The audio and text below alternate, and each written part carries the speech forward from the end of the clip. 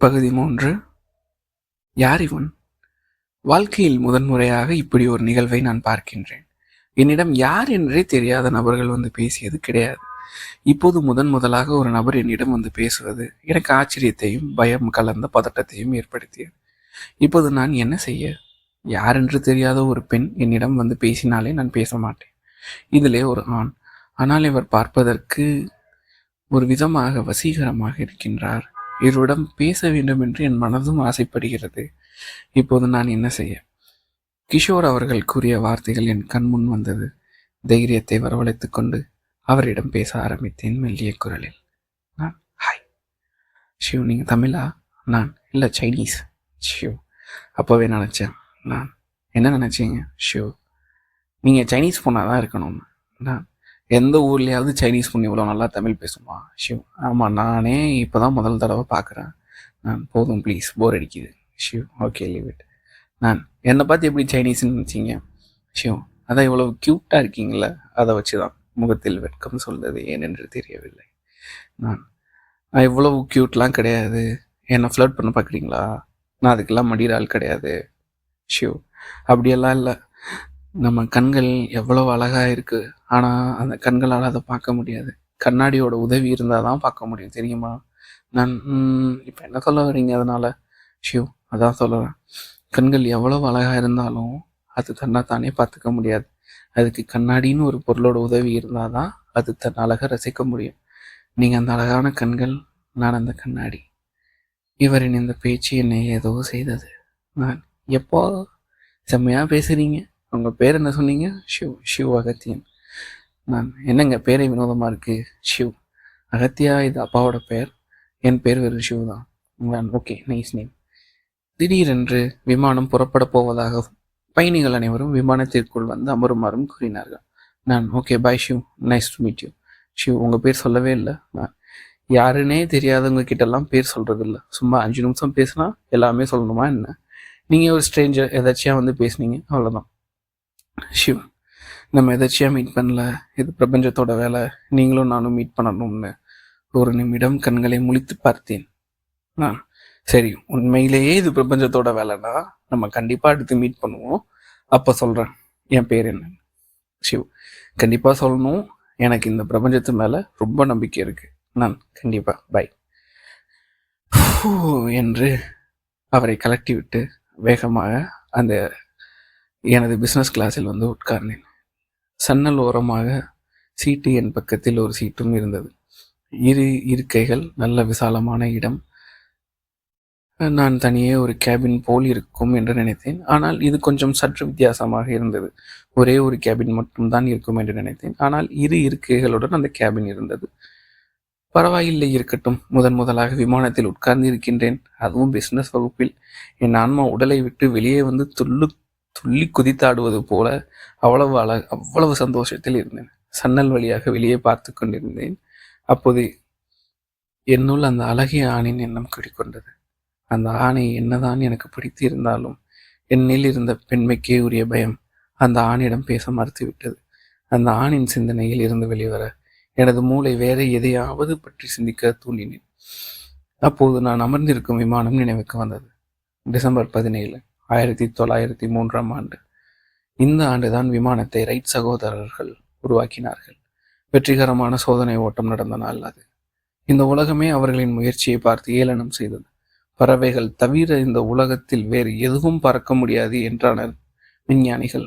ஆனால் அவர்கள் யார் பேச்சையும் கேட்கவில்லை. தங்களின் குறிக்கோளிலேயே கவனமாக இருந்தார்கள். யோசனை செய்து பாருங்களேன், இந்த உலகமே உங்களின் முயற்சியை பார்த்து ஏளனம் செய்கிறது. உங்களை மனநலம் சரியில்லாத ஆள் என்றும் கூட கூறுகிறது. உங்களுக்கு ஆறுதல் கூறவும் யாரும் இல்லை. உங்களின் கனவை நிறைவேற்ற தன்னந்தனியே போராடி கொண்டிருக்கின்றீர்கள்.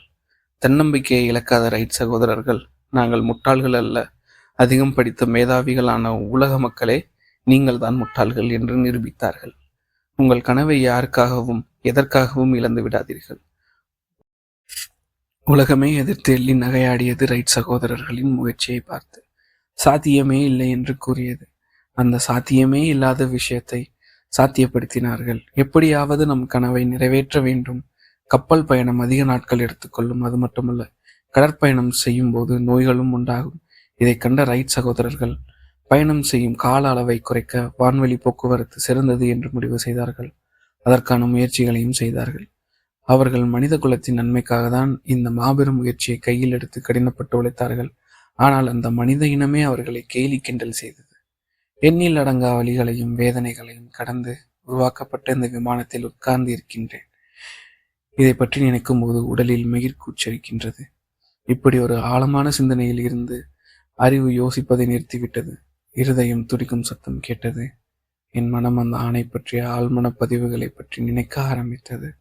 என்ன திடீரென்று அந்த ஆணை பற்றி நினைக்கின்றது இந்த மனம்? என்னவாக இருக்கும்? என் மூளைக்கு சற்று வேலை கொடுத்தேன். காற்றில் ஒரு அற்புதமான ஒரு வாசனை. அதை நுகர்வதால் அந்த ஆணின் எண்ணம் வருகிறது. அது அந்த ஆணின் மீது வந்த வாசனை திரவியத்தின் வாசனை. அதான் என் மனம் திடீரென்று அந்த ஆணை பற்றி நினைக்கின்றது என்று புரிந்து கொண்டேன். சற்று எழுந்து திரும்பி பார்த்தேன். அந்த அழகான ஆண் என்னை நோக்கி நடந்து வந்தார். என் அருகில் வந்து நின்றார். என் இதயம் படபடவென்று அடித்துக் கொண்டது. என்னில் இருந்த பதட்டம் என்னை பலவீனப்படுத்தியது. அந்த ஆண் மெதுவாக என்னை பார்த்தார். அளவான துணிகள் வைத்திருந்து அவரது பையை மேலே வைத்தார். என்னிடம் பேச ஆரம்பித்தார். ஷிவ், என்னங்க இங்கே உட்காரலாமா? பதற்றத்துடன். ஏன் வேற இடமே இல்லையா? ஷிவ், இது நான் புக் பண்ண சீட், அப்போ நான் தானே உட்காரணும். நான், என்னங்க சொல்கிறீங்க? ஷிவ், இந்தாங்க டிக்கெட் நம்பரை செக் பண்ணிக்கோங்க என்று தனது டிக்கெட் சீட்டை என் கையில் கொடுத்தார். அதை பார்த்துவிட்டு, சரி சரி உட்காருங்க. ஷிவ் என் அருகில் அமர்ந்தார். ஷிவ், நான் சொன்னேன்ல. நான், என்ன சொன்னீங்க? ஷிவ், நீங்களும் நானும் மீட் பண்ணணும். இது எதர்ச்சியாக நடக்கிறது இல்லை, இந்த பிரபஞ்சத்தோட திட்டம். நான், பிரபஞ்சத்தோட திட்டமா? இது ஏதோ கோ இன்சிடென்ஸ், அவ்வளோதான். ஷிவ், உங்களுக்கு நம்பிக்கை இல்லையா? சரி, நீங்கள் எங்கே போக போகிறீங்க? அதான் நான் ஏன் உங்ககிட்ட சொல்லணும்? ஷிவ், அட சும்மா சொல்லுங்கள், நான் ஒன்றும் உங்களை கடிச்சு சாப்பிட மாட்டேன். மணாலி. பார்த்தீங்களா, நானும் மணாலி தான் போகிறேன். இந்த ஃப்ளைட்டில் ஏறுற பாதி பேர் மணாலி தான் போகிறாங்க. ஷிவ், நீங்கள் இப்போது நம்ப மாட்டீங்க, போக போக நம்புவீங்க. அதையும் தான் பார்ப்போமே. ஷிவ், உங்கள் பேர் சொல்லவே இல்லை. நான் கண்டிப்பாக சொல்லணுமா? ஷிவ், செகண்ட் டைம் பார்த்தா சொல்லணும்னு சொல்கிறேன்னு சொன்னீங்க, ப்ராமிஸ் பண்ணியிருக்கீங்க, மறந்துட்டீங்களா? சரி, ஓகே, சொல்கிறேன். ஷிவ், சொல்லுங்கள். என் பேர் மதுமிதா சீனிவாசன். Shiv, nice name. சீனிவாசன் யார்? என் ஹஸ்பண்ட். ஷிவ், பொய் சொல்லாதீங்க, பார்க்க காலேஜ் படிக்கிற பொண்ணு மாதிரி இருக்கீங்க. உங்களுக்கு கல்யாணம் ஆகிடுச்சுன்னா யார் நம்ப மாட்டாங்கண்ணா? நிஜமாவே கல்யாணம் ஆகிடுச்சுங்க. ஷிவ், கழுத்தில் தாலி இல்லை, விரல்ல ரிங் இல்லை, எப்படி நம்புறீங்க உங்களுக்கு கல்யாணம் ஆகிடுச்சுங்க? நான் டிவோர்ஸ் பண்ணிக்கிட்டோம். அதான். ஷிவ், நம்புற மாதிரியே இல்லையே. எனக்கு 2 குழந்தைங்க வேற இருக்குங்க. கல்யாணம் ஆகி டிவோர்ஸ் ஆகி 2 குழந்தைங்க இருக்கு. ஷிவ், அப்போ ஆன்ட்டியா நீங்க? நீ உதவாங்க போற. ஷிவ், சாரி ஆண்டி, தெரியாம சொல்லிட்டேன். குழந்தைங்களாம் என்ன பண்றாங்க ஆண்டி? எந்த ஸ்டாண்டர்ட் ஆண்டி? சாமி, தெரியாம சொல்லிட்டேன், ஆளை விடு, எனக்கு கல்யாணம் ஆகல, குழந்தையும் இல்லை. ஷிவ், பரவாயில்ல ஆண்டி, இருக்கட்டும். ப்ளீஸ்ப்பா ஆண்டின்னு கூப்பிடாத. ஷிவ், சரி சரி கூப்பிடல. நீங்க என்ன மதுனே கூப்பிடலாம். ஷிவ், சரிங்க மது. ஒரு கேள்வி. ஷிவ், கேளுங்க. நீங்களும் நானும் பலரணுங்கிறது பிரபஞ்சத்தோட திட்டம்னு உங்களுக்கு எப்படி தெரியும்? பிரபஞ்சமே வந்து சொல்லுச்சா? ஷிவ், உங்க கண்கள் சொல்லுச்சு. ஆஹா, அப்படி என்ன சொல்லிச்சான்? ஷிவ், ஒரு பாதுகாப்புக்காக தவிக்கிற கண்கள், பதட்டத்துல பந்து மாதிரி அங்கேயும் இங்கேயும் ஓடுற கருவிழிகள் சொல்லுச்சு. ஹலோ, நான் எவ்வளவு தைரியமான பொண்ணு பாருங்க, எவ்வளவு தைரியமா தனியா டிராவல் பண்றேன்னு. திடீரென்று விமானியிடம் இருந்து விமானம் புறப்பட தயாராக இருப்பதாகவும் அனைவரும் சீட் பெல்ட் போடும்படியும் அறிவுறுத்தப்பட்டது. அனைவரும் சீட் பெல்ட் போட்டுக்கொண்டும் என் அடிவயிற்றில் புலியை கரைத்தார் போல் இருந்தது. உடல் வியர்த்தது. ஷிவ் என்னை பார்த்தார். ஷிவ், என்ன மது, ஃபர்ஸ்ட் டைமா?